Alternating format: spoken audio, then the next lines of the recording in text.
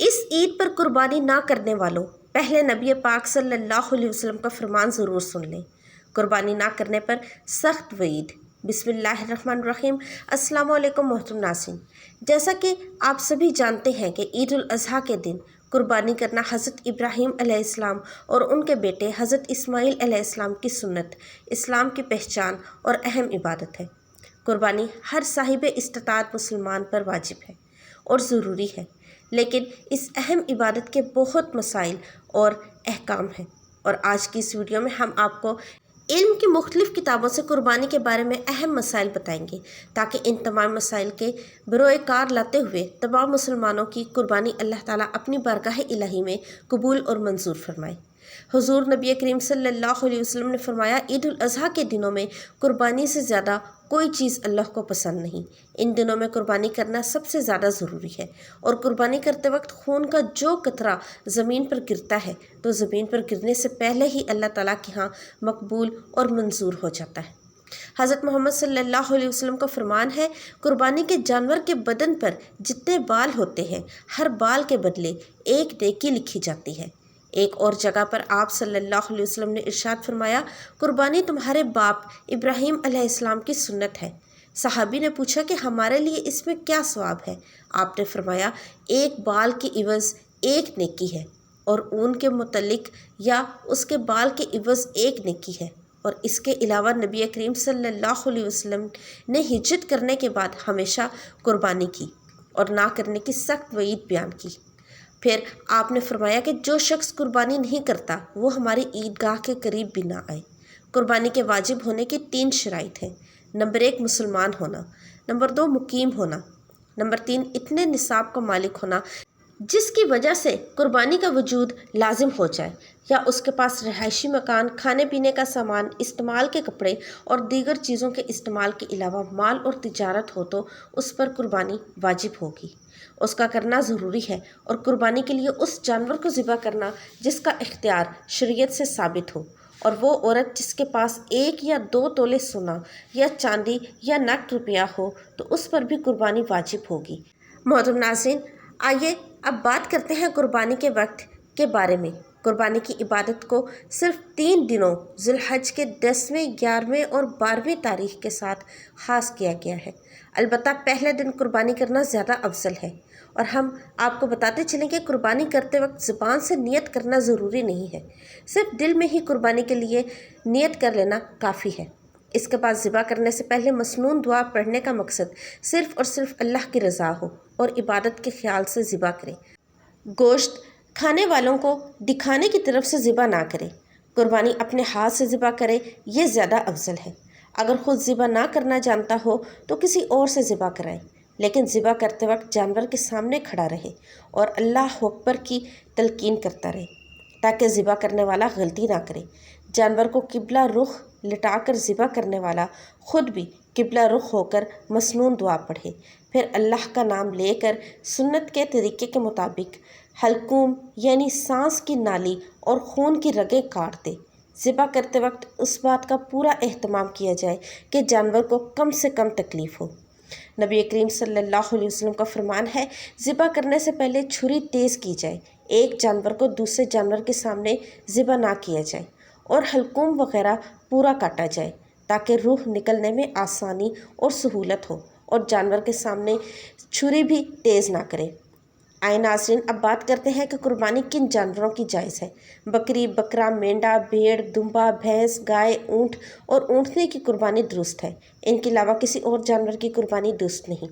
گائے، اونٹ، بھینس اگر 7 آدمی شریک ہو کر قربانی کرے تو درست ہے، مگر ضروری ہے کہ اگر کسی کا حصہ 7واں حصے سے کم نہ ہو، اور یہ ضروری ہے کہ بکرا بکری کا 1 سال کا ہونا ضروری ہے، اور اگر اتنا موٹا اور تیار ہو کے دیکھنے میں سال بھر کا معلوم ہو تو بھی جائز ہے۔ گائے 2 سال کی جبکہ اونٹ 5 سال کا ہونا ضروری ہے۔ ان عمروں میں کم عمر کے جانور قربانی کے لیے جائز نہیں۔ اگر جانوروں کا فروخت کرنے والا جانور کی عمر پوری بتاتا ہے تو ظاہری حالت میں ایسا نہیں لگتا تو اس پر اعتماد جائز ہے۔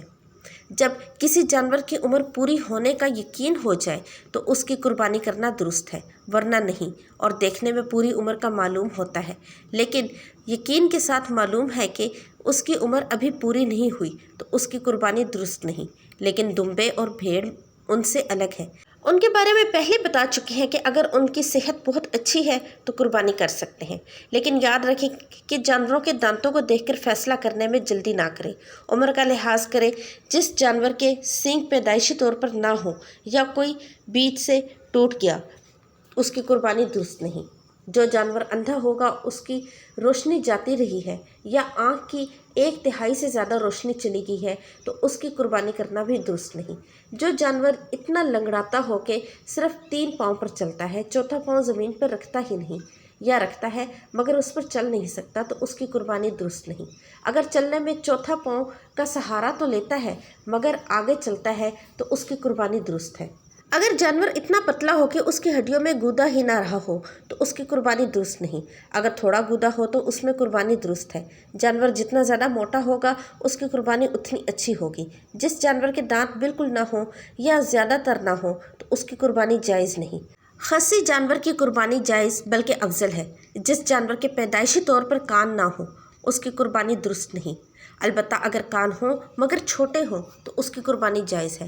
اگر کسی جانور کو خارش ہو یا خارش کے اثر صرف جلد تک ہوں تو اس کی قربانی کرنا درست ہے۔ اگر خارش کا اثر گوشت تک پہنچ گیا تو اس کی قربانی جائز نہیں، اور وہ اس وجہ سے لاغر اور تباہ ہو گیا ہو تو اس کی قربانی درست نہیں۔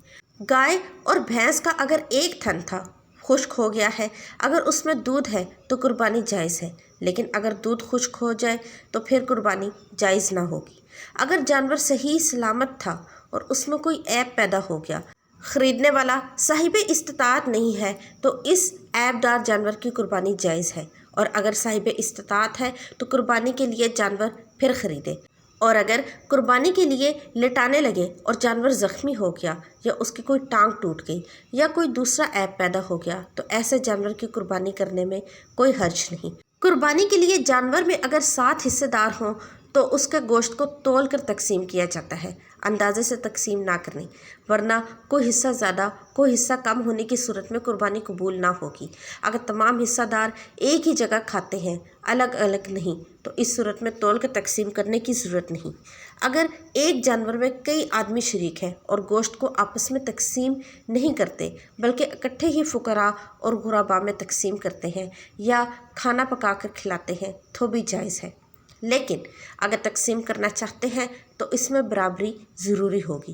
بہتر یہی ہے کہ قربانی کے گوشت کے 3 حصے کیے جائیں، ایک حصہ اپنے اہل و عیال کے لیے، دوسرا فقراء اور مساکین میں تقسیم کریں اور تیسرا اپنے عزیز و اقارب کے لیے، جبکہ جن کے افراد زیادہ ہوں تو وہ تمام گوشت خود بھی رکھ سکتے ہیں۔ لیکن تقسیم کا اچھا طریقہ یہ ہے کہ اپنے کھانے کے لیے نکال کر باقی عزیز اور فقراء میں تقسیم کر دیا جائے، اور ان لوگوں کا خیال خاص طور پر رکھنا چاہیے جو وسعت اور استطاعت نہ ہونے کے باوجود قربانی نہیں کر سکتے، اور یہ جو آج کل ادلا بدلی ہوتی ہے کہ یہاں سے ہمارے ہاں گوشت آیا ہے، اس کے ہاں ہم بھی پہنچا دیں ورنہ نہیں دیں گے۔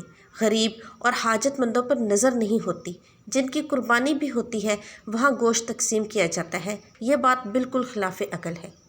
مردے کی طرف سے قربانی کرنا جائز اور افضل ہے، لیکن اگر کسی مرنے والے نے قربانی کی تلقین کی ہو تو ایسی صورت میں تمام گوشت صدقہ کرنا جائز ہے۔ اللہ پاک ہم تمام مسلمانوں کو قربانی صحیح طریقے سے کرنے کی ہمت دے، اصولوں کی پابندی کرنے کی توفیق عطا فرمائے تاکہ ہم قربانی اچھے اور صحیح طریقے سے دے سکیں۔